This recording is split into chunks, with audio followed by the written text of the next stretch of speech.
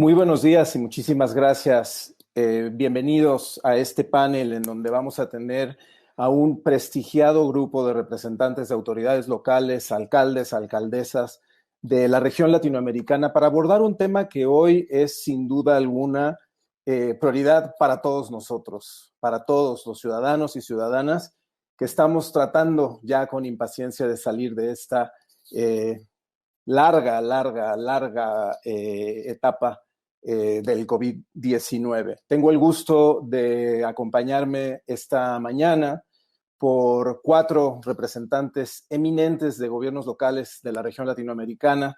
Me acompañan, en primer lugar, la señora María Isabel Ortiz Mantilla, secretaria de Medio Ambiente y Ordenamiento Territorial en el gobierno del estado de Guanajuato, en México. Bienvenida, señora secretaria. Gracias. Tengo también el placer de recibir esta mañana al señor alcalde de la ciudad de Guatemala, en la República Amiga de Guatemala en Centroamérica, don Ricardo Quiñones. Bienvenido, señor alcalde. Buenos días. Muchas gracias. Nos acompaña también la alcaldesa del municipio B en Montevideo, Uruguay, nuestra colega y amiga Silvana Pasano. Bienvenida, Silvana. Muchas gracias, Eugene. Hola. Y para cerrar con broche de oro a nuestro distinguido panel, tenemos el gran honor de recibir a la señora Nadia Rangel, secretaria de Hábitat de la Alcaldía Mayor de Bogotá en Colombia. Bienvenidos. Muy buenos días a todos y a todas. Muchas gracias, Eugene. Gracias. Bueno, pues vamos a tratar de utilizar el máximo posible de esta riqueza que tenemos con ustedes para este panel. Y vamos a iniciar con una pregunta común para todos. Por razones de eficacia en el tiempo, les voy a pedir que seamos breves, máximo 3 minutos con una primera aproximación al tema, porque después vamos a darles la palabra de nuevo para que pueda cada uno ir hablando de su específica experiencia desde su ciudad. Como comentaba al inicio, todos sabemos que la crisis del COVID nos sacó completamente de la trayectoria donde veníamos. Los planes de desarrollo local, nacional, incluso las agendas globales de desarrollo se descarrilaron. La agenda económica se descarriló y hoy estamos a lo que quisiéramos que sea el final de ojalá un paréntesis, en donde hubo una radical interrupción de todos los sistemas de vida en la ciudad, en los estados nacionales, en las provincias, en los estados federados, en las comunidades y en las familias también. Entonces, la pregunta inicial para ustedes sería ¿cómo desde su gobierno han afrontado la respuesta a la pandemia y particularmente en aquellos barrios y zonas vulnerables donde las viviendas son informales y en donde se concentra la población de menores ingresos? ¿Cómo un gobierno puede hacer frente a esta pandemia atendiendo las necesidades de los más vulnerables? 3 minutos con una primera reacción, por favor, y vamos a empezar por doña Isabel Ortiz del gobierno del estado de Guanajuato, por favor. Gracias, Eugene. Gracias por esta oportunidad para hablar, bueno, pues efectivamente en lo que nosotros hemos trabajado. Creo que la pandemia también se ha vuelto un área de oportunidad. Nos hemos dado cuenta que tenemos que cambiar radicalmente el modelo de desarrollo, que tenemos que centrarlo en el ser humano y que tenemos que centrarlo también en este equilibrio entre lo ambiental, lo económico y lo social. Si ya se hablaba de esto, ahora con mayor razón es necesario atenderlo. Nosotros planteamos a partir de esto 4 líneas de acción, 4 campos que nos permiten, bueno, pues enfocar que ahora, en primer lugar, el desarrollo debe ser bajo en emisiones. Después de la pandemia dicen que la siguiente ola más grande es el propio cambio climático y por lo tanto hay que actuar en este sentido. Y hemos estado trabajando y enfatizando nuestros programas de escuelas por el clima, de edificios públicos con paneles fotovoltaicos, de calentadores solares para vivienda. Tenemos un potencial solar impresionante y tenemos que aprovecharlo, especialmente en aquellas comunidades, en aquellas viviendas más vulnerables. Y de igual forma, bueno, pues tenemos que transformar el desarrollo, tanto industrial como agroalimentario. El segundo eje es la parte del desarrollo basado en la naturaleza. Al final la pandemia también nos habla de que hemos roto el equilibrio en el planeta y por lo tanto es necesario ahora involucrar, regresar la importancia que la naturaleza tiene para que seamos resilientes ante ambos retos, tanto el cambio climático como la propia pandemia, y por eso estamos fortaleciendo nuestra infraestructura verde como no esta red de parques, sino vamos mucho más allá, como es el mejorar los sistemas ecosistémicos, el conectarlos, nuestras áreas naturales protegidas con los parques urbanos, con los propios arroyos que cruzan las ciudades en el estado, y para esto involucramos también a los habitantes de las comunidades a través de programas de empleo temporal para que ellos también participen y para apoyarlos en medio de esta pandemia. El tercer eje nos parece fundamental el desarrollo de la economía circular, fortaleciendo la economía local, fortaleciendo también, bueno, pues de igual manera que el desarrollo urbano y económico tenga un consumo y un manejo eficiente de los recursos. Esa parte nos parece fundamental desde aspectos muy simples, cómo ir fortaleciendo el manejo de los nuevos residuos que se generan, los propios cubrebocas, todo este tipo de cosas, y cómo lo metemos en este modelo de economía circular. Y la cuarta línea, el desarrollo equitativo y centrado en las personas, que es lo que mencioné en un inicio. O sea, recuperar que nuestras ciudades tienen que estar centradas en el desarrollo humano y en el tejido social, principalmente atendiendo a los grupos más vulnerables, porque son ellos los que requieren, bueno, una atención privilegiada, especial, centradas en ellos. Muchas gracias, Eugene. Muchísimas gracias a usted, secretaria. Me queda muy grabada la primera apreciación que hace usted sobre que la pandemia, más que una catástrofe, hay que leerla como una oportunidad, y que en eso el gobierno del estado de Guanajuato está aprovechando, digamos, la ocasión y la ventana que abre la pandemia para articular estos 4 ejes estratégicos que marcarían un antes y un después de la pandemia en Guanajuato, y ese después de la pandemia sería mucho mejor que el antes de la pandemia. Entonces tomo nota, muy interesante. Vamos a hacerle esta misma pregunta a don Ricardo Quiñones, alcalde de Guatemala. Guatemala, una ciudad capital de un país que ha tenido una trayectoria reciente de desarrollo, de crecimiento, sin que todavía se logren quizás atender de manera adecuada las principales causas de desigualdad en la nación. Usted como alcalde de la capital de Guatemala, ¿qué nos puede decir? ¿Qué ha traído la pandemia y cómo ha podido el gobierno de la ciudad atender a las partes de los guatemaltecos más vulnerables? Señor alcalde. Pues muy buenos días a todos. Ciudad de Guatemala, hace exactamente un año instalamos el Plan Santiago y le colocamos el nombre de Santiago porque el escudo de la ciudad de Guatemala tiene a Santiago Apóstol como el protector de la ciudad. Necesitábamos enviar un mensaje alto y claro que el plan que instalamos tenía propósito de proteger la vida y defender la salud. Y en ese sentido se divide en 3 etapas: la etapa de la contención, de la mitigación y la nueva normalidad. Ya las etapas primera y segunda pues siguen funcionando. Hemos logrado llegar a un momento en donde este año vamos a controlar la pandemia y sobre todo a iniciar la recuperación. En las etapas de recuperación tuvimos también el esfuerzo de poder unir. Esta pandemia nos enseñó que la colaboración es una virtud inmensamente poderosa en los momentos críticos. Unimos a los distintos sectores y empezamos a trabajar desde hace aproximadamente 10 meses en un plan de recuperación. Soñamos un poco hacia lo que podía ser posible. Recordábamos del Plan Marshall, cómo en Europa, después de la guerra, vino la recuperación, hubo un plan estructurado, bien organizado. Investigamos cómo y de qué manera se había logrado articular. Encontramos que una de las empresas más importantes, las consultoras McKinsey, había participado allá. Y para hacer esta historia corta, McKinsey fue contratada. Tenemos un plan de recuperación que se ha convertido en un plan que se extiende al país con el presidente de la República al lado de estos esfuerzos.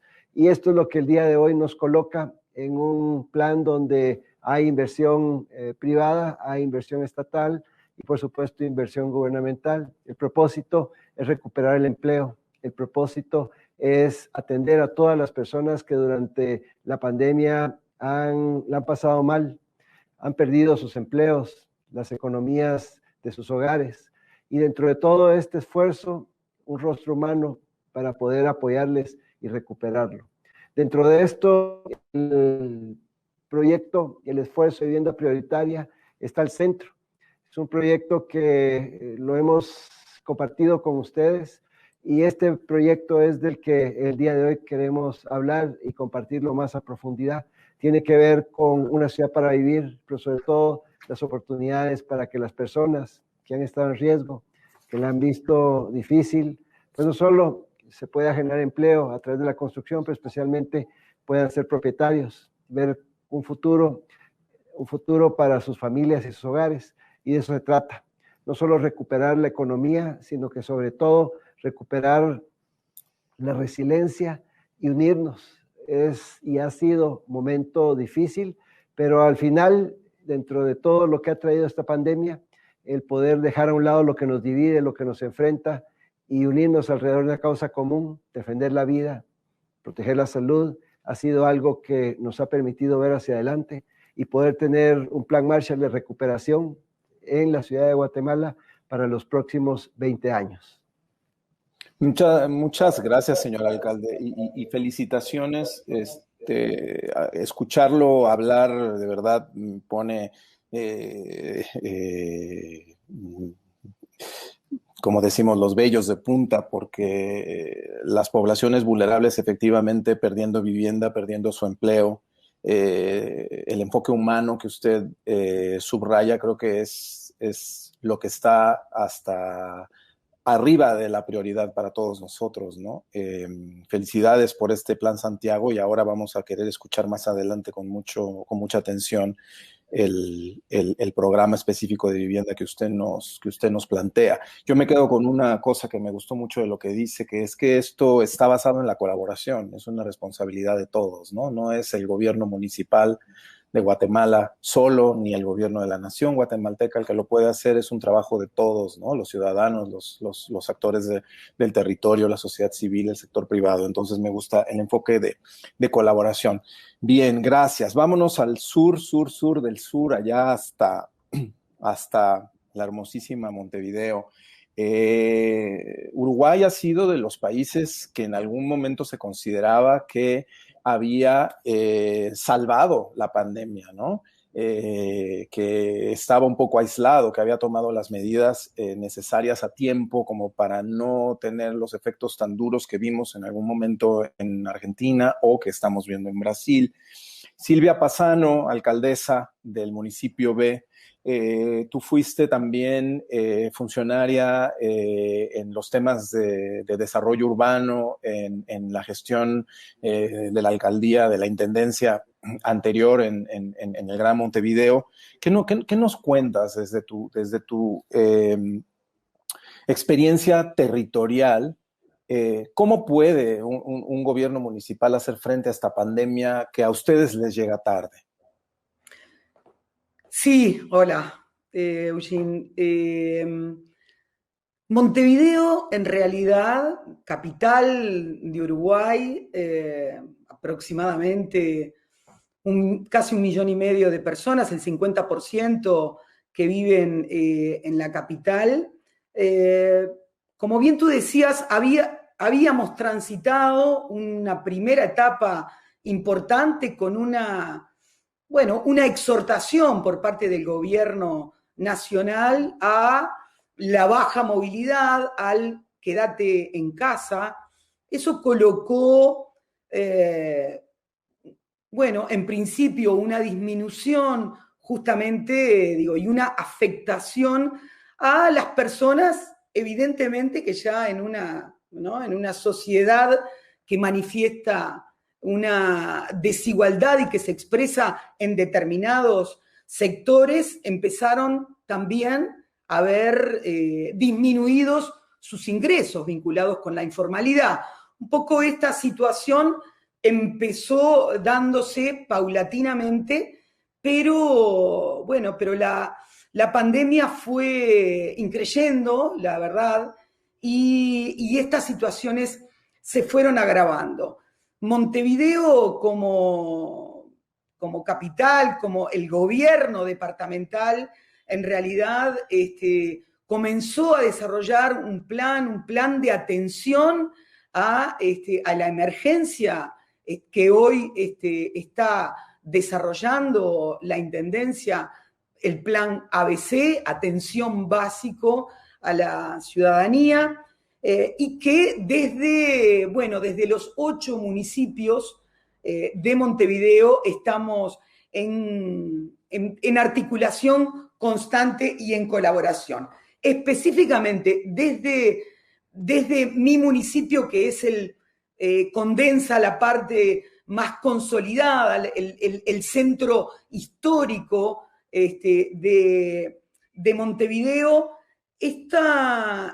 tuvo una expresión muy clara, diría, en dos grandes aspectos, ¿no? Vinculado con el desplazamiento que llamamos, ¿no? Es decir, muchas familias ya viviendo en situaciones de precariedad vinculada con el alquiler, por ejemplo, ¿no? Y que no podían sostener, empezaron justamente a tener cierto desplazamiento hacia las periferias de Montevideo.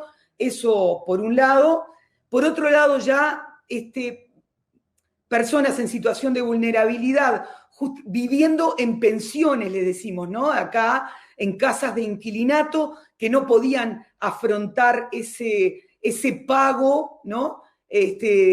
Casi diario, inclusive, esa atención, también empezaron a sentirse, ¿no?, desplazadas ahí a un incremento de las personas sin hogar, que decimos las personas en situación de calle. Entonces, nos enfocamos desde el punto de vista de esa relación entre, la precariedad en lo habitacional en el centro de Montevideo, a poder dar primeras respuestas, contención vinculada con las personas justamente en situación de calle, que además eso conlleva, ¿no?, a una atención muy solidaria del resto de la ciudadanía. Por ejemplo, seguimos en una articulación y un apoyo desde los gobiernos locales para el desarrollo de las ollas populares. Tenemos muchas personas hoy que siguen alimentándose en ollas populares, y justamente desde el punto de vista habitacional, estos dos componentes, ¿no? O sea, tratando nosotros de dar una primera contención, respuesta vinculada para que las familias no se sientan excluidas y desplazadas de sus lugares y de sus viviendas, de sus casas, de sus hogares, y paralelamente a estas personas también, ya, muchas mujeres, hombres, migrantes, colectivos trans, en fin, vinculados también con esta economía informal que fue la que se retrajo, viviendo en casas de inquilinato y pensiones que empezamos a dar una primera contención con un subsidio. Después lo explicitaremos un poquito más, pero el tema es ese, de contención a las personas que viven en pensiones y además de la población que se incrementó en situación de calle, ¿no? Que también ahí con respuestas especialmente para los sectores en mayor vulnerabilidad.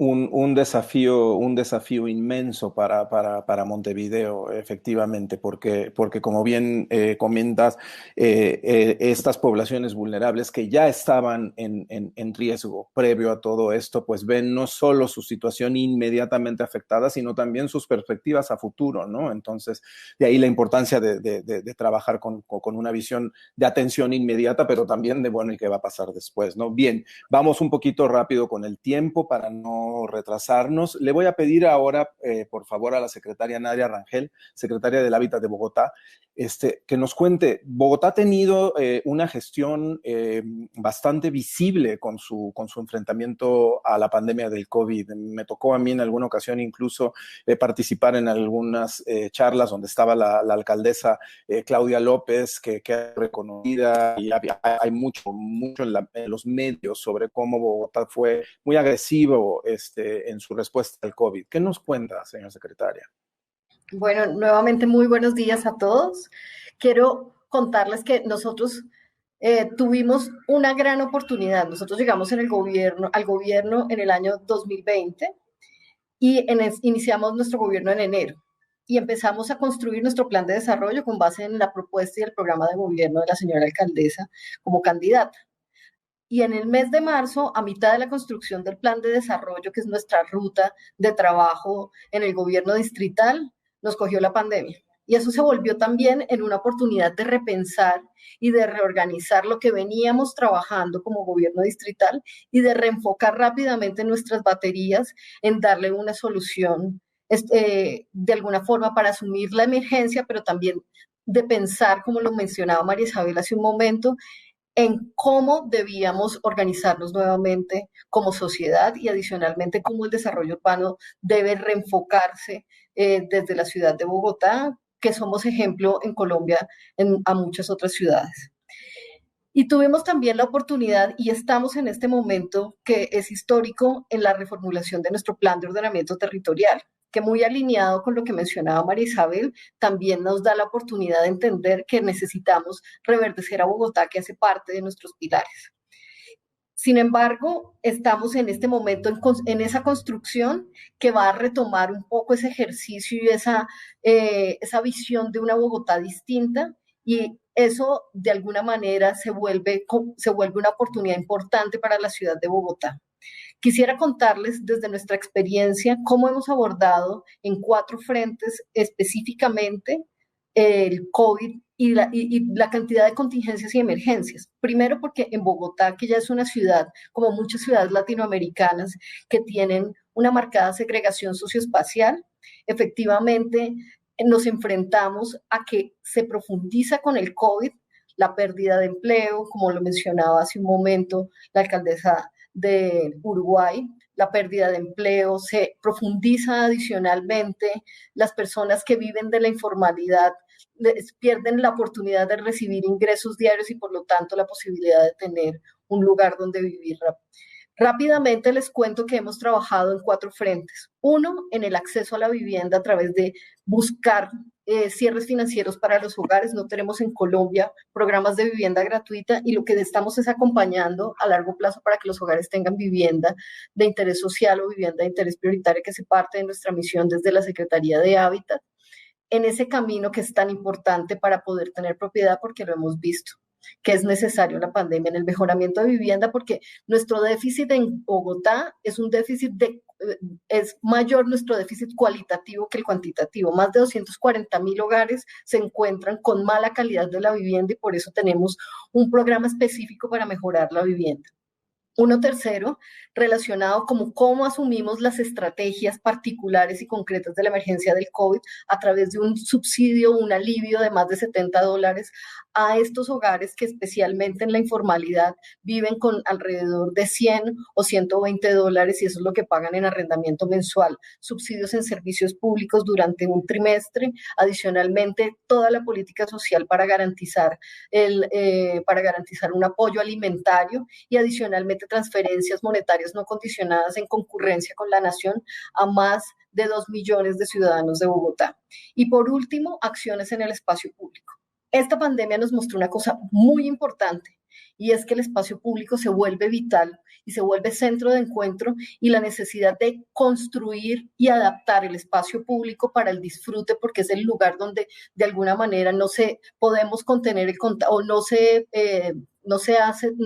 da tanto el contagio del COVID justamente porque estamos al aire libre, pues también nos llevó a reorganizar el espacio público en función, uno, de los niños a través de calles mágicas, y generar espacios donde los niños pudieran salir, porque fueron los más afectados en la pandemia, porque cerramos colegios, cerramos jardines infantiles, y adicionalmente otras estrategias de acupuntura urbana que modificaron el espacio público para que pudiéramos encontrarnos nuevamente, como Bogotá Cielo Abierto para poder abrir los restaurantes, y distintas estrategias para mitigar un poco el efecto o tratar de apoyar la mitigación del efecto que tiene la pandemia, sin duda alguna, en el sector económico, como bien lo han mencionado los que me antecedieron en la intervención, pero también en la necesidad de encontrar soluciones habitacionales para la ciudadanía, porque estamos poniendo en riesgo la vida de la gente si no es así. Muchísimas gracias.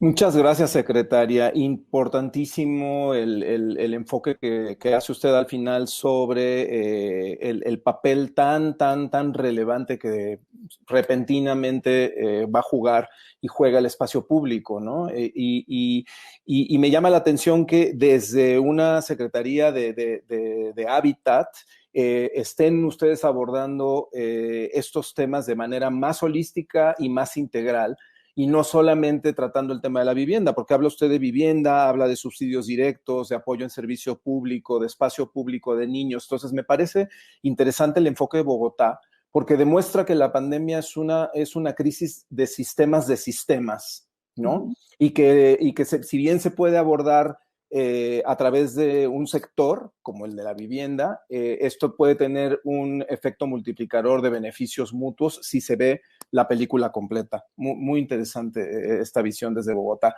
Bien, vamos ahora a tratar de aterrizar con el tiempo que nos queda y pidiéndoles nuevamente a todos su colaboración con el uso del tiempo.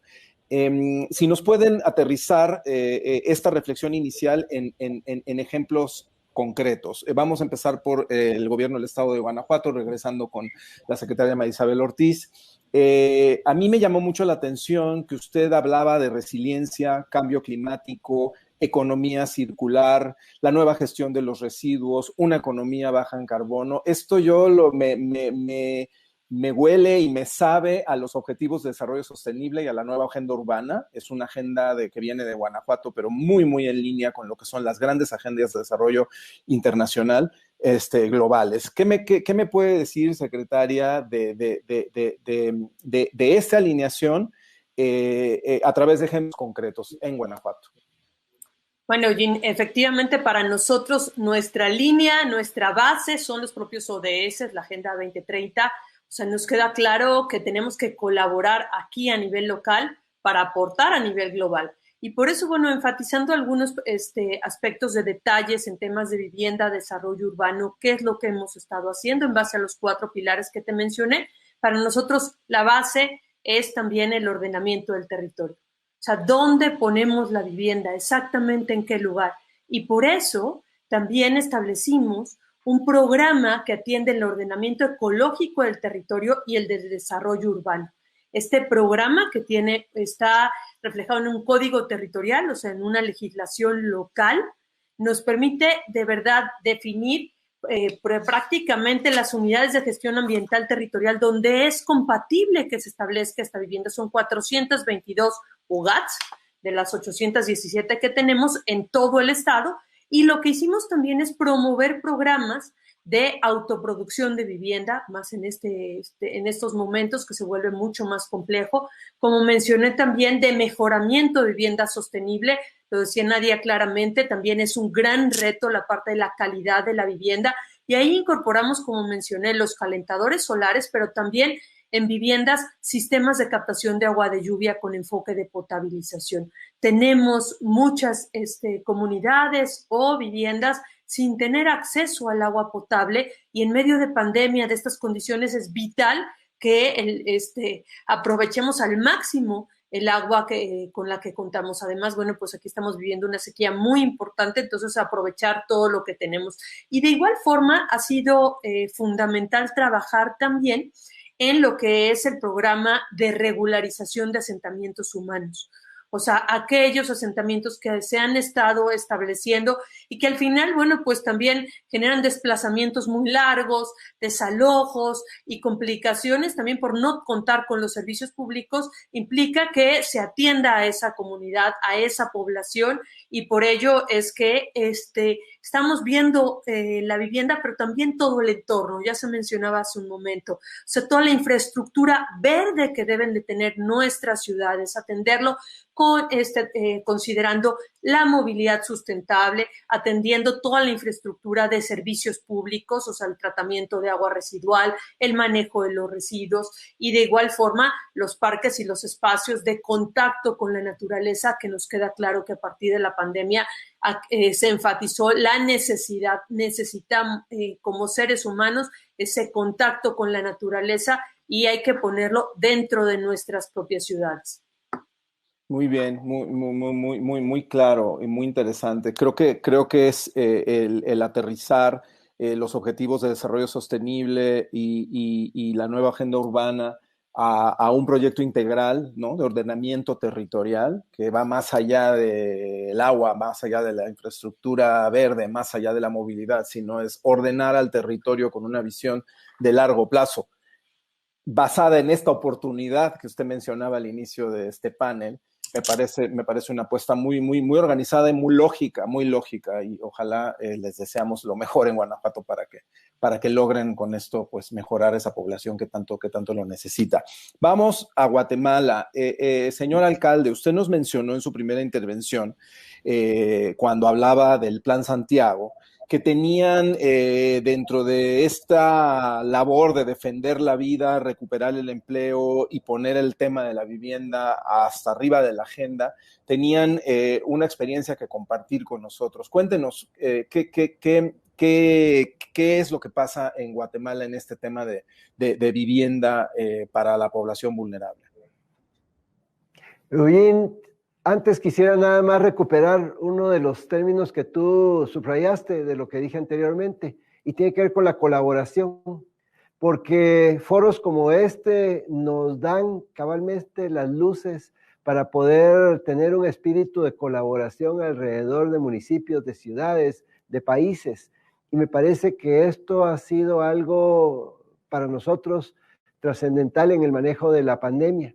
Y nada más voy a tomar un minuto para compartirte que en un foro como este tuvimos la oportunidad, cuando la pandemia estaba en los momentos más críticos acá en Ciudad de Guatemala, conversar con el exalcalde de Guayaquil, Jaime Novot, que estaba a cargo de apoyar a la alcaldesa, que también había sido recién electa, enfrentar una crisis enorme que todos vimos en las redes sociales. Eran cuadros muy dramáticos que podían replicarse en cualquiera de nuestras ciudades.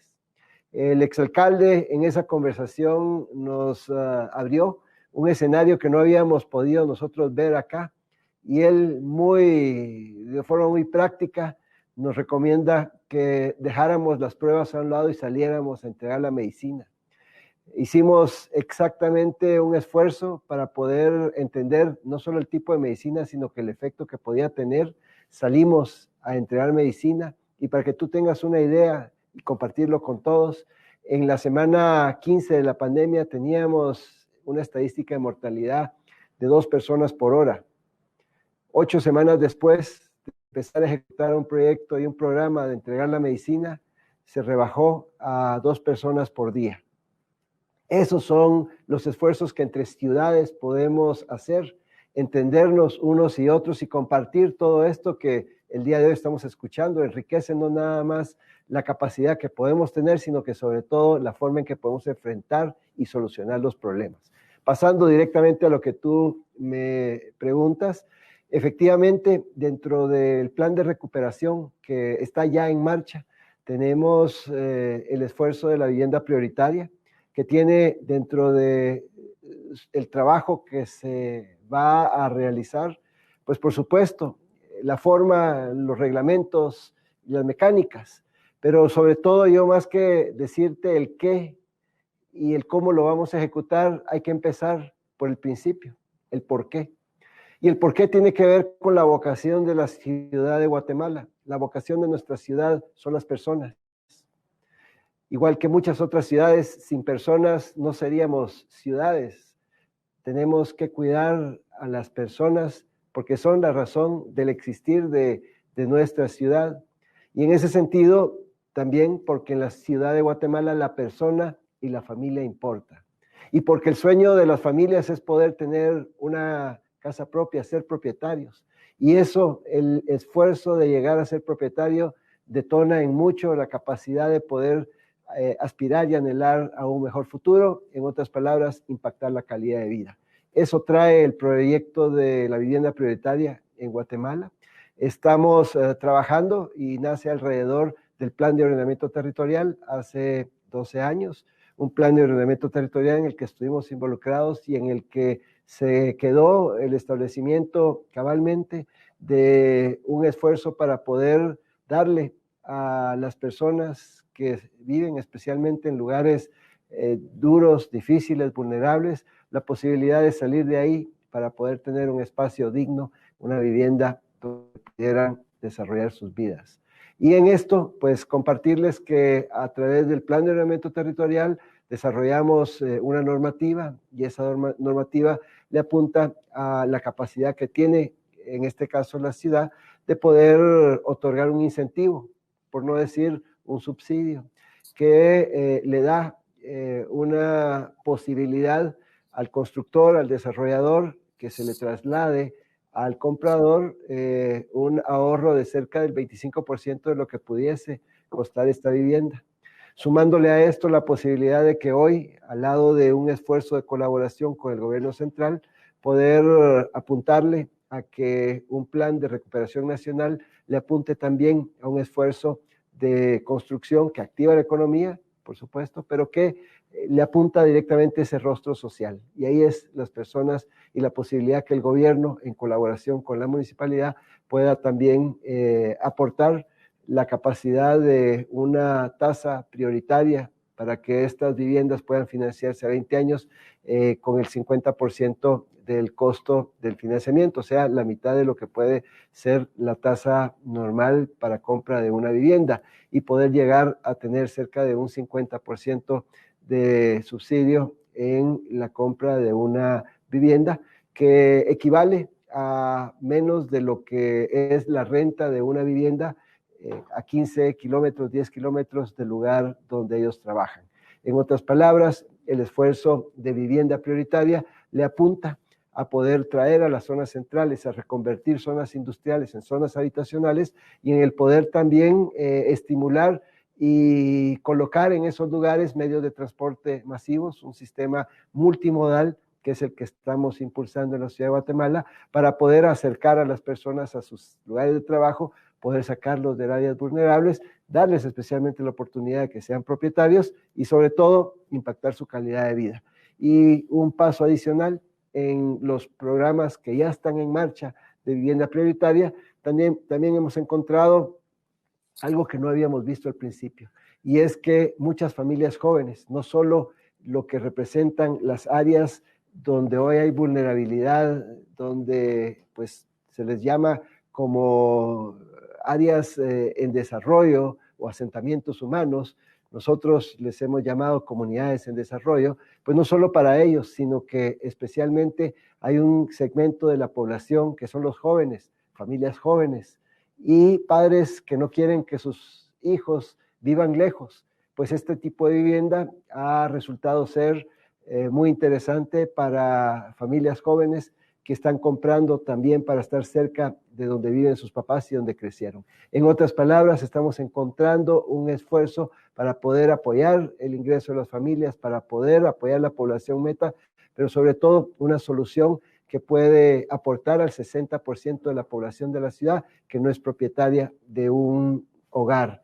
Y para terminar, decirte que ya tenemos una cartera en proceso, cerca de 2,000 unidades que van a venir y iniciarse el año siguiente. Ya tenemos en construcción varios de estos edificios de vivienda prioritaria y la normativa va hacia adelante, en espera que el Congreso de la República le pueda dar proceso y trámite a la ley de la tasa preferencial, que nos daría la posibilidad de que esto se exponencie y poder llegar a impactar la calidad de vida y sobre todo a llegar a ese sueño de ser propietarios y poder darle a este esfuerzo, a este propósito de que la ciudad de Guatemala es una ciudad para vivir, donde hay oportunidades para prosperar y donde la persona y la familia importan. Muchas gracias, señor alcalde, y mucha suerte en el Congreso de Guatemala para que esta ley sea aprobada y se empuje este enorme esfuerzo que viene desde la alcaldía. Yo también subrayo lo que usted decía al inicio, esta colaboración que no nada más es en el territorio, también es internacional entre los alcaldes, los gobiernos locales, las ciudades, vale oro. Y así como usted pudo hacer buen uso de los consejos del exalcalde de Guayaquil, estoy seguro que a través de este foro latinoamericano de vivienda, otros alcaldes van a escuchar lo que usted está haciendo en Guatemala y seguramente le van a pedir apoyo y consejo. Muchas gracias. Vamos a continuar y le vamos a dar la palabra ahora a Silvana en Montevideo. A mí me tocó ser parte del proceso de construcción de la estrategia de resiliencia de Montevideo, que se hizo en el marco de nuestra Red Mundial de Ciudades Resilientes, y ya desde entonces se había identificado claramente una necesidad de trabajar, de hacer algo con esta cantidad de predios, edificios, terrenos y espacios abandonados en el centro del hermosísimo casco histórico de Montevideo, y se había identificado como una necesidad. ¿Qué pasa con el COVID y con este programa que hoy entiendo es un programa ejemplar de la Intendencia y del municipio, de trabajar las fincas abandonadas? Cuéntanos, Silvana. Sí, justamente nos permitió poner el foco, en realidad, en esa propiedad abandonada que está, ¿no?, dispersa en el centro de la ciudad de Montevideo, y que justamente conspira con el derecho a permanecer, el derecho a la ciudad de cientos de familias. ¿Por qué? Están en lugares donde los servicios, ¿no?, las infraestructuras, el acceso a los centros educativos, a los centros de salud, a los espacios públicos, están consolidados. Entonces, si bien el gobierno nacional, ¿verdad?, es el que tiene la conducción de las políticas habitacionales o de vivienda, nosotros tenemos como muy claro que no existe la posibilidad de desarrollar una política de vivienda sin una política de acceso al suelo urbano. Vivienda y ciudad son un binomio inseparable. Entonces, hicimos un relevamiento exactamente de todos estos predios, edificios que aquí llamamos fincas, pero son urbanas, abandonadas en la ciudad, y justamente en vez de ese valor de la propiedad privada, se trajo a un valor de uso para el tema de la vivienda, de reconocer nuevas formas de habitar que se necesitan en la pandemia y con las estructuras y los instrumentos que tenemos en Uruguay desde hace mucho. Ustedes saben que, el sistema, ¿no?, que la Ley Nacional de Vivienda que tenemos desde hace 50 años nos ha permitido desarrollar el sistema de las cooperativas de vivienda, ¿no?, donde también ahí la organización colectiva para el desarrollo de la vivienda es sustantiva. Entonces, nosotras captamos ese suelo urbano vacante, abandonado en la ciudad, y con un sistema de redistribución urbana lo hemos colocado justamente para desarrollar cooperativas de vivienda. Tenemos cooperativa de vivienda dispersa, que le llamamos, porque estos lotes están justamente dispersos en el centro de la ciudad, pero también en esta coyuntura de emergencia sanitaria y de COVID, hemos puesto, y atando con lo que les comentaba hoy, ¿no? de las situaciones de vulnerabilidad de las personas en situación de calle, y entonces hemos hecho dos nuevos programas innovadores, como bien tú decías, para atender a esto. Entonces, transformamos ese abandono en, por ejemplo, lo que llamamos viviendas transitorias, porque, ¿verdad?, son familias, mujeres con hijos e hijas que salieron de esa situación de calle, que necesitan un acompañamiento social. Entonces, en ese periodo de transitoriedad de 2 o 3 años, pueden estar en estas viviendas que hemos transformado en ese abandono y que hemos construido. Y también hemos hecho para la atención de personas, bueno, en situación de calle, que si bien es responsabilidad del gobierno nacional, ¿verdad?, atender a ese derecho a tener una vivienda, un lugar donde vivir. Bueno, pero entonces nosotros también hemos desarrollado 2 centros de día como instrumentos donde estas personas pueden llegar, encontrarse con otras, también tener un acompañamiento vinculado con la salida en situación, de quienes están con el tema también de consumo problemático, por ejemplo, pero ahí además tienen sus servicios higiénicos, y el acceso también a poder bañarse y a poder también lavar su ropa, encontrarse, sentirse acompañados. Entonces, este proyecto de recuperación de fincas abandonadas que decimos, lo hemos colocado para atender justamente nuevas demandas, nuevos usos y, bueno, nuevas respuestas que tenemos que dar, por supuesto, desde los gobiernos y desde los distintos niveles de gobierno, reconociendo esta emergencia que lo hemos en Montevideo en un trabajo articulado desde el gobierno departamental y el municipal en el cual estoy ahora, poder justamente atender en eso que implica también otros desafíos, ¿no? Otros desafíos que serán transformar estos proyectos innovadores, puntuales, proyectos piloto que le llamamos, en proyectos de escala, ¿no? Para que justamente se puedan revertir estas situaciones complejas donde, las personas en realidad no están pudiendo acceder a estos derechos de tener un lugar donde vivir y que llamamos el derecho a la ciudad, para dar respuesta a esta relación entre lo habitacional y la ciudad.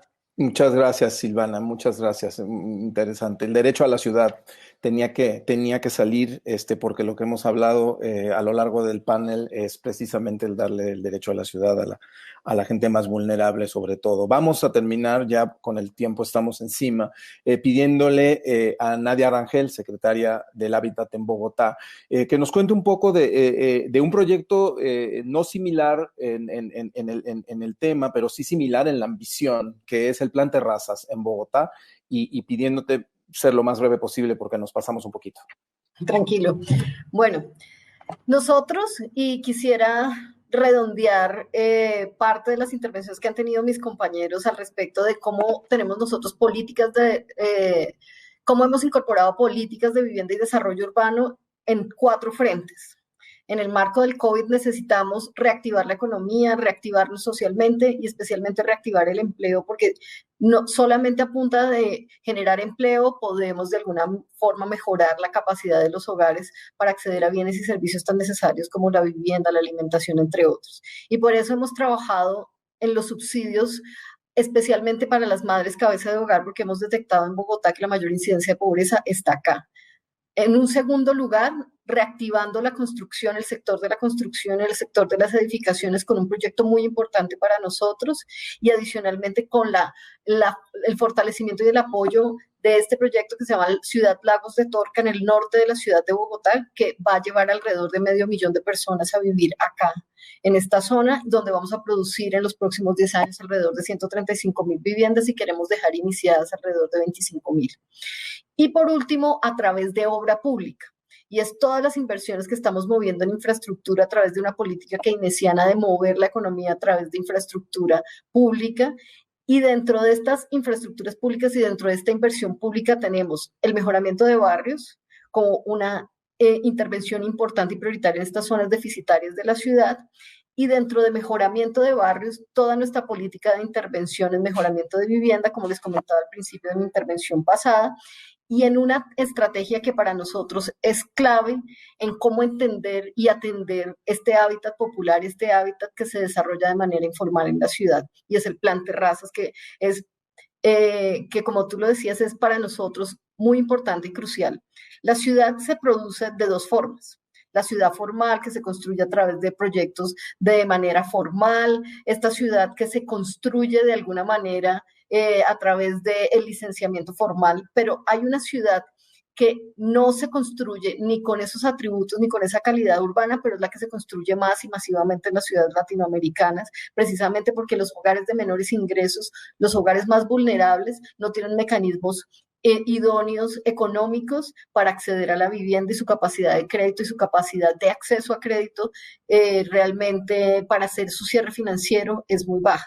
Y entonces esa ciudad informal incluso rebasa la formal. Bogotá se producen 19,000 viviendas de manera informal, mientras que la vivienda de interés social homóloga para los sectores es de 14,000 en promedio en los últimos 10 años. Y esto nos lleva a tener un programa distinto y el Plan Terrazas lo que busca es justamente aportar a la construcción de vivienda en las zonas informales de la mejor forma y especialmente garantizando condiciones de habitabilidad y condiciones de seguridad en la vivienda. Muchas de estas viviendas no se construyen con los parámetros de sismoresistencia necesarios y eso para nosotros es importante porque frente a cualquier evento, frente a cualquier calidad mala de la tierra, pues eso tiene implicaciones en que vayan a ponerse en riesgo la vida de las personas. Entonces el Plan Terrazas le apunta a generar vivienda en 1 o 2 pisos de esos lotes de desarrollo informal que se producen en la ciudad. Nosotros tenemos el 30% de nuestra ciudad en estas zonas y la idea es poder hacer un piloto que garantice aumentar la escala, así como Silvana nos comentaba en el centro de Montevideo, pero este es en las zonas periféricas de la ciudad. Este piloto involucra y incluye adicionalmente un esfuerzo institucional bastante importante.